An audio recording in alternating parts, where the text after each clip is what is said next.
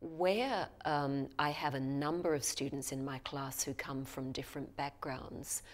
what I will try to do is to give them space, particularly in the small group work,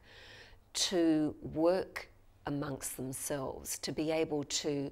talk about the ideas in their own language. Because often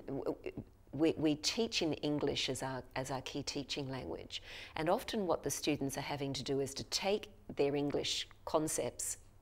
translate them back into concepts that might be, if they're lucky, an absolute match, but are more than likely to be just slightly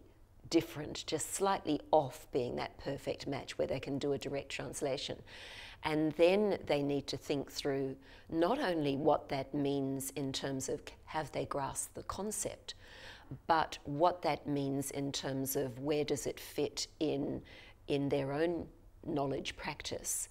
And then what we're asking them to do is not only take up the concept and the knowledge practice, but almost immediately to be able to take up new ideas to critique it. And that can often be very, very difficult. And I remember my own learning experience, as well as having talked to other people, in which I would often grasp the concept, I would grasp how it was used, but the ability to critique the concept often came, sadly, about 3 weeks after the semester had ended. And so I had an aha moment, too late to be able to put it into my assessment task. And I think what we need to do is to give our students the time, particularly when they're coming from a non-English speaking background, the time to be able to do that translation into their own cognitive process,